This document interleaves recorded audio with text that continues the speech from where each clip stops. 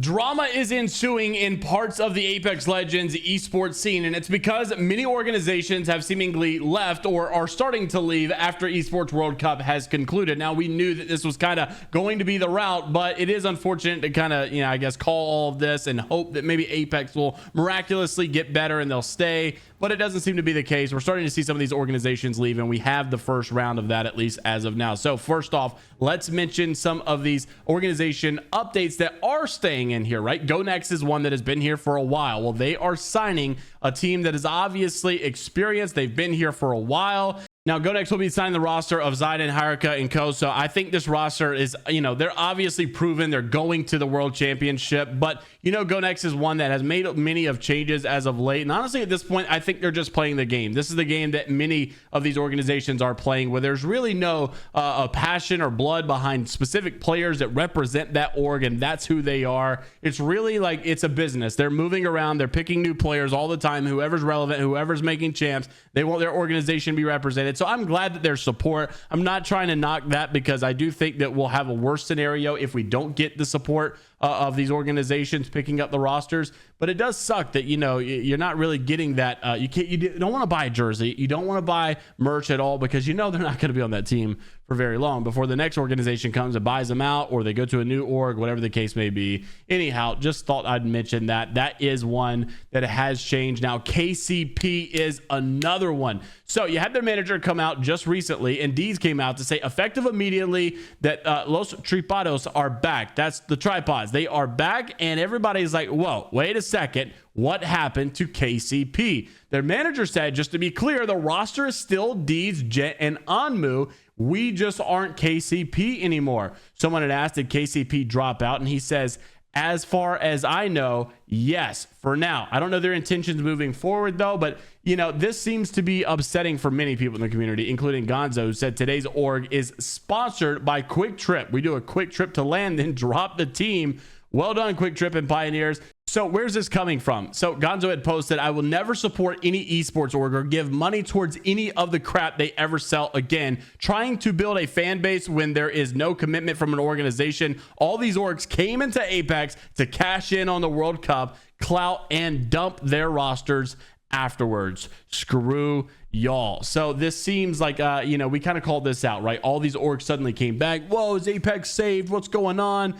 But that didn't seem to be the case. They got in for Esports World Cup. A lot of people made a lot of money, and then they move forward and they decide to move away. It is unfortunate, especially because it gives a lot of false hype for this for the scene, and that sucks, obviously. Now, I do want to mention that KCP has another roster update in all of this. Their coach, Voltic, comes out to say that it is the end for him, not just with the roster, but Apex Legends competitive. He says, hey all, it hurts to write this, but my time in competitive Apex has come. It's been a wild 4 years with so many highs and lows. I wouldn't trade this journey for anything else. This was my dream, and I'm glad I was able to set out and accomplish everything I set to do in my career. I wanted to take some time and make sure this is what I wanted to do, and I'm finally content with it. I realized how much I miss genuinely gaming and just experiencing life and focusing on college.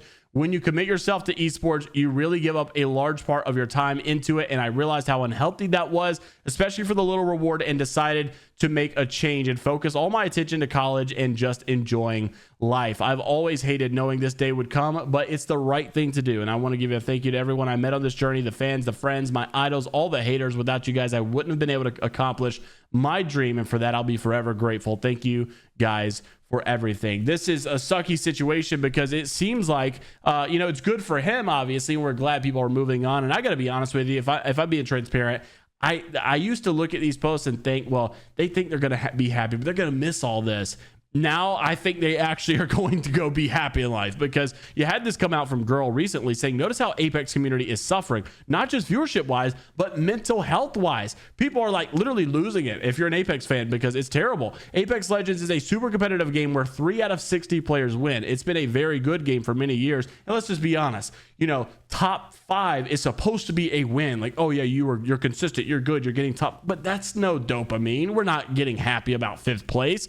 And so she said it's been a very good game for many years, but too much competition can foster anxiety, stress, and jealousy. We need to do better for each other. We need more sincerity. We have to take care of ourselves, and so that we can then take care of the people we love. Allow our minds to rest a little. Life goes on even after we're gone. So then you had Noko also tweet, repost this, saying the Apex community used to be one of the most positive communities of all of Twitch. I remember vividly from people in different games saying how lucky we had it, and they were right. But years later, it's turned into nothing but the most toxic in the gaming space. I tried to be positive and uplift whenever I could, but every post involving my name with Apex was just people crapping on me or hating me for absolutely no reason, or said I'm soft or whatever. And I would just add that, the game in general, it just seems like everyone hates it. We're all frustrated. We all want the whole game to change, but it never happens. How long are you just going to sit there and be a part of that mentality until, there's a bigger reason to be here? Like, for instance, my reason to be here is because, yes, I love gaming, but I love esports specifically. I love hanging out with community members that also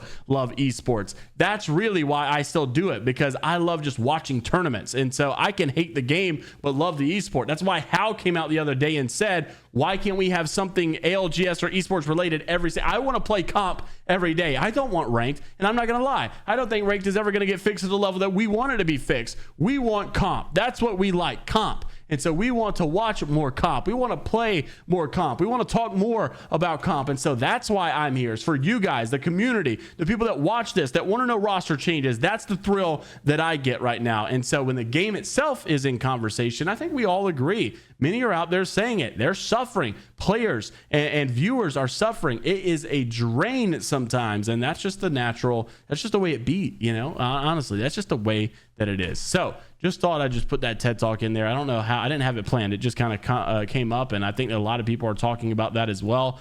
However, we are now also looking at another conversation that was with Legends Gaming. We saw, obviously, they were making some roster changes. They were going to Legends Gaming, but that's just the name of the spot on ALGS. It doesn't seem like they will be playing under that organization. Strafing Flame came out saying, looking for an org to represent for the upcoming championship in Japan. Contact me or the coach. And so it looks like Legends Gaming is no longer going to be a thing. And of course, this was after many conversations with Easy Flash having problems with his or contract and not getting paid, and the statement that came out from their org owner and all of that stuff. So unfortunate stuff, to say the least. But don't just forget, it's not all about ALGS. We are also looking at BLGS just right around the corner. And if you're not sure how this is really going to go down or what to expect, this is the best way to put it. The tournament format is that, it's basically going to be Challenger Circuit, but all the pros have to play through it as well. So you have these qualifiers, and the big BLGS championship